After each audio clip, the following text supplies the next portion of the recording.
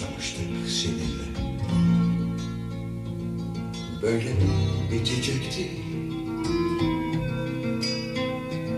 Her şeyimi verdiğim o sevgilim benim bırakıp gidecekti.